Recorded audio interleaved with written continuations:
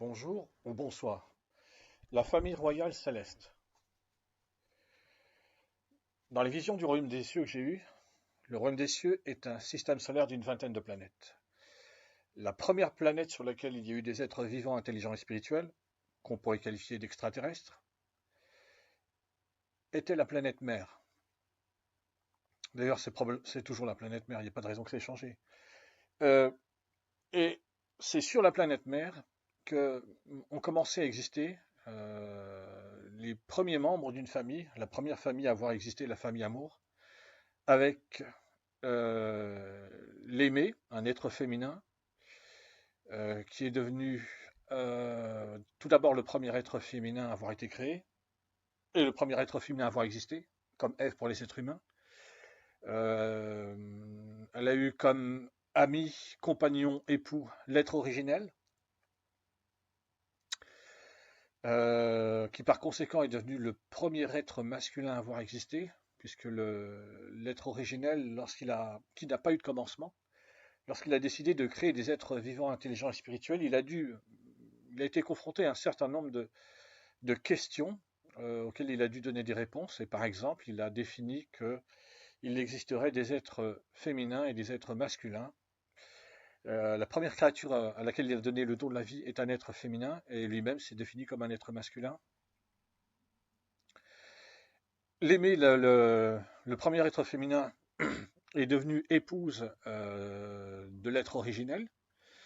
L'être originel est devenu époux de l'aimé, et ils ont décidé, après avoir passé beaucoup de temps ensemble pour apprendre à se connaître, à s'apprécier, à s'aimer, ils ont fini par décider de devenir des parents et d'avoir des enfants, de donner la vie à 12 enfants en les créant.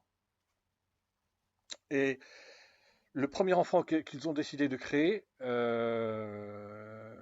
allait être très particulier, enfin, chaque enfant est particulier puisqu'il est créé pour être singulier et donc par là même être particulier. Par contre, le premier enfant à avoir été créé a quand même quelque chose qui lui est tout à fait spécifique, c'est que ses parents l'aimaient, le premier être féminin dans le royaume des cieux, et l'être originel qui n'a pas de commencement. Donc la première mère, l'aimé, et le premier père, l'être originel, ont décidé que ce premier enfant, qu'ils ont appelé Zark le questionneur au moment de sa création, serait créé avec des facultés intellectuelles tout à fait exceptionnelles, qui ferait de lui le créateur officiel de la famille Amour dans un premier temps. Et par la suite, mais à ce moment-là, l'aimé, la première mère et l'être originel, le premier père, ne le savaient pas encore, mais quand ça s'est produit, lorsque le royaume des cieux a été créé, c'est-à-dire défini légalement, lorsque l'endroit, le système solaire dans lequel vivaient les êtres célestes a été défini comme étant le royaume des cieux, celui qui était Zark le questionneur, qui avait été préparé par ses parents pour qu'il puisse devenir le créateur officiel de la famille Amour dans un premier temps, eh bien il est devenu dans un deuxième temps le créateur officiel du royaume des cieux. Bon, enfin, j'espère que j'ai pas été nébuleux dans les explications que je viens de donner. Euh, et donc c'est le premier enfant, et puis Zark le questionneur, après sa création, après avoir passé du temps seul avec ses parents, avec sa mère, l'aimé et son père, l'être originel, ils ont chacun a appris à apprécier, à se connaître, les trois personnes, l'enfant, la mère, le père, les parents par rapport à l'enfant par rapport à ses parents. Il est arrivé un moment où il fallait créer il était temps de, pardon, pas il fallait, mais il était temps de créer les 11 autres enfants, ce qui s'est fait progressivement.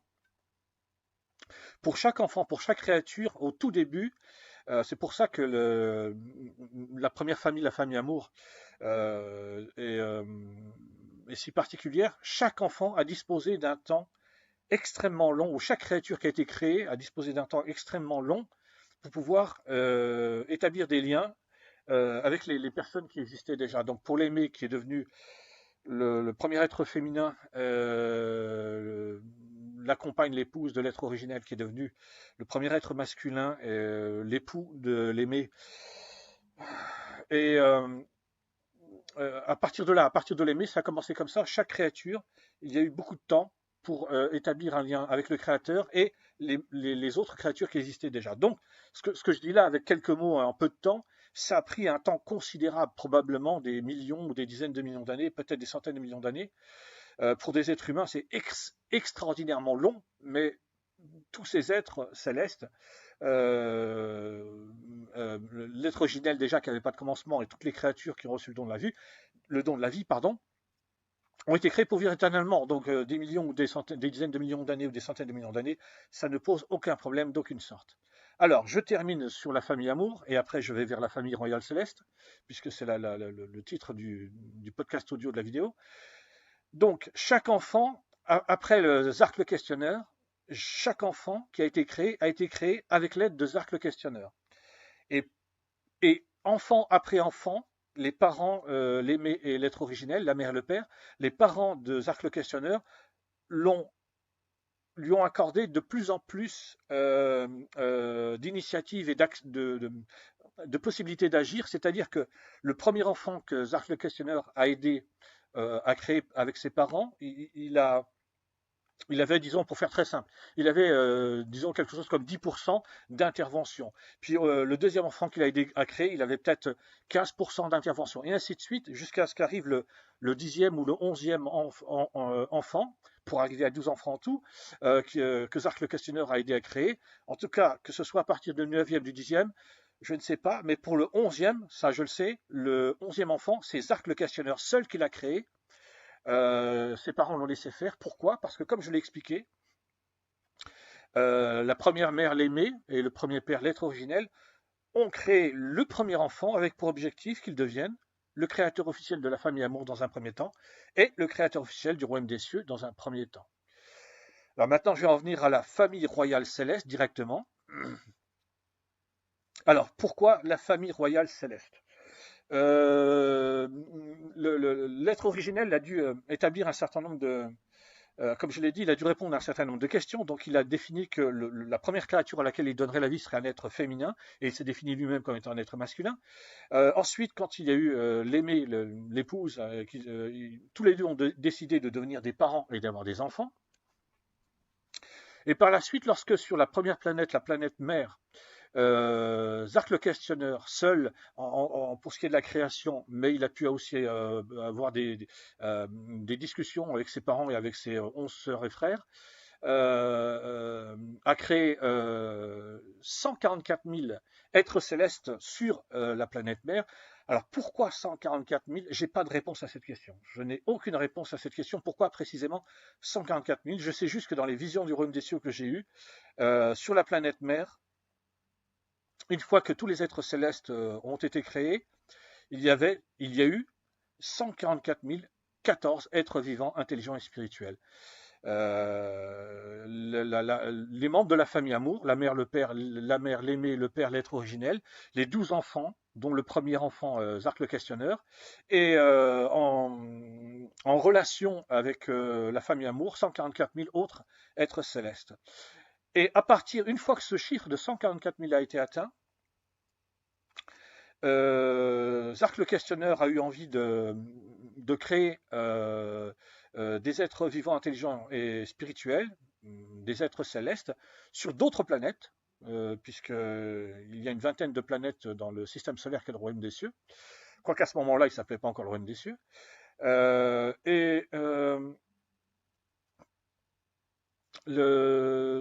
à ce moment-là, quand Zark le questionneur a parlé avec ses parents et avec ses 11 sœurs et frères qui composent la famille Amour, il a parlé avec eux, il leur a expliqué ce qu'il voulait faire, ses parents lui ont donné son accord, ses 11 sœurs et frères l'ont aidé et soutenu, et c'est lui qui a pris la décision que l'ensemble de tous les êtres vivants, intelligents et spirituels qui seraient créés sur la vingtaine de planètes qui composent le système solaire qui compose le système solaire dans lequel il est, s'appellerait le royaume des cieux. C'est-à-dire que c'est lui qui a décidé de structurer le système solaire d'un point de vue légal et par le fait de le définir clairement. Et en même temps qu'il a décidé que ce serait le royaume des cieux, il a décidé que la famille Amour deviendrait la famille royale céleste. Les 144 000 êtres vivants les 144 000 êtres célestes qui existaient déjà sur la planète mère seraient à la fois les sujets de la famille royale céleste et aussi ce seraient des aristocrates. Voilà, ils auront cette particularité que puisqu'ils vivent en contact direct avec la famille Amour, il y aurait une différence entre eux et tous les autres êtres célestes vivant intelligents spirituels qui seraient créés sur toutes les autres planètes, mais qui seraient aussi des sujets de la famille royale céleste, mais qui ne seraient pas des aristocrates comme les 144 000 le groupe de premiers 144 000 êtres vivants intelligents et spirituels à avoir été créés sur la planète mère. Et maintenant, alors la particularité de la famille royale céleste. Alors bien évidemment, les êtres humains connaissent tout ce qui est lié à la royauté. La mère, l'aimée, devient la reine du royaume des cieux. L'être originel, qui est le père, devient le roi du royaume des cieux. Zark le questionneur, qui est le créateur, qui a été le créateur officiel de la famille Amour et qui devient le créateur officiel du royaume des cieux, lui est le grand prince. Et les sœurs, les 11 sœurs et frères de Zark le questionnaire deviennent 6 princesses pour les êtres féminins et 5 princes pour les êtres masculins. Donc la famille royale céleste est composée de l'aimé qui est la mère, de l'être originel qui est le père, de Zark le questionneur, qui devient ensuite Concepteur le créateur, qui est le grand prince, et le créateur officiel du royaume des cieux, et des princesses, 6 princesses et 5 princes, qui sont les sœurs et frères de Zark le questionneur. Alors par exemple, il y a, parmi les sœurs, il y a Zarka la perspicace, qui elle, sera chargée sur chaque planète où il y aura des êtres vivants intelligents spirituels, de créer toute la faune et toute la flore, c'est-à-dire tous les animaux, toutes les plantes, tous les arbres, toutes les fleurs, et ainsi de suite. Il y a aussi Chalazen, parmi les princesses, il y a la princesse Chalazen, qui, son titre officiel à Chalazen, c'est Pas de loi sans amour, c'est son titre officiel, Pas de loi sans amour, parce elle correspond à quelqu'un qui serait une sorte de ministre de la Justice, quelque chose comme ça. Et donc Chalazen va s'occuper de tout ce qui est lié. Elle a déjà commencé à s'en occuper sur la planète mère avec les 144 000 êtres vivants, intelligents et spirituels qui sont les aristocrates. Donc la princesse Chalazen, dont le nom est pas de loi sans amour, elle s'occupe de tout ce qui est légal. C'est elle qui gère tout ce qui est légal dans le royaume des cieux sur la planète mère. Parce qu'en fait, sur la planète mère, il y aura un gouvernement qui sera le gouvernement interplanétaire. Et sur chaque nouvelle planète où seront créés des êtres vivants, intelligents et spirituels, il y aura un gouvernement planétaire qui est une sorte de gouvernement local par rapport au gouvernement de la planète mère. Mais bon, c'est une façon de parler, parce qu'en fait, même au sein d'une planète, il peut y avoir d'autres formes de gouvernement plus locaux, quoi. Donc tout ça, tout ce que je viens d'expliquer, c'est la famille royale céleste et le royaume des cieux qui a été structuré par, dans un premier temps, Zark le questionneur, qui est devenu Concepteur le créateur, qui était dans un premier temps le créateur officiel de la famille Amour, et qui est devenu par la suite le créateur officiel du royaume des cieux. Un point important par rapport à la famille royale céleste. Alors, le gouvernement interplanétaire qui est sur la planète mère et chaque gouvernement planétaire gère tout ce qui est lié à la loi. C'est-à-dire que la famille royale céleste va enclencher tout un processus, mais une fois qu'il y aura un gouvernement sur chaque planète, alors le gouvernement interplanétaire, soit il est composé des 144 000 aristocrates au sens littéral du terme, c'est-à-dire c'est eux-mêmes qui forment intégralement le gouvernement, soit il est issu des 144 000 êtres vivants, intelligents et spirituels qui sont sur la planète mère, c'est-à-dire que certains d'entre eux vont être choisis pour former le gouvernement interplanétaire qui est sur la planète mère. Là où je voulais en venir, c'est que la famille royale, une fois que les gouvernements sont établis, ne prend pas de décision. Elle n'intervient pas dans les décisions que le gouvernement va prendre, puisque chaque gouvernement qui est établi sur chaque planète du système solaire qui compose le royaume des cieux, il est mis en place pour gérer tout ce qui doit être géré légalement. Donc la famille royale n'a plus à intervenir par rapport à ça, et chaque gouvernement met en place des lois, des décrets et ainsi de suite, selon les valeurs établies par la famille royale, valeurs qui viennent de l'être originel, qui sont les valeurs de l'amour spirituel. Donc, une fois que tout est structuré, la famille royale n'a plus de raison d'intervenir, sauf dans un cas. Il y a un seul et unique cas où la famille royale céleste intervient, et dans ce cas, il y a le conseil de la famille royale qui se réunit. C'est dans le cas où un gouvernement planétaire ou le gouvernement interplanétaire doit régler un problème qui est lié à l'un des membres de la famille royale. C'est le seul cas où il va y avoir un conseil de la famille royale céleste qui va se réunir, et c'est les membres de la famille royale céleste, pardon, ce sont les membres de la famille royale céleste qui vont prendre une décision et ensuite transmettre ces décisions à tous les gouvernements. Sur la planète mère, c'est le gouvernement interplanétaire en premier qui va être informé, et le gouvernement interplanétaire va transmettre l'information à tous les gouvernements planétaires. Donc il y a un seul unique cas de figure où la famille royale céleste va être amenée à intervenir d'un point de vue légal, c'est lorsque l'un des membres de la famille royale céleste est concerné.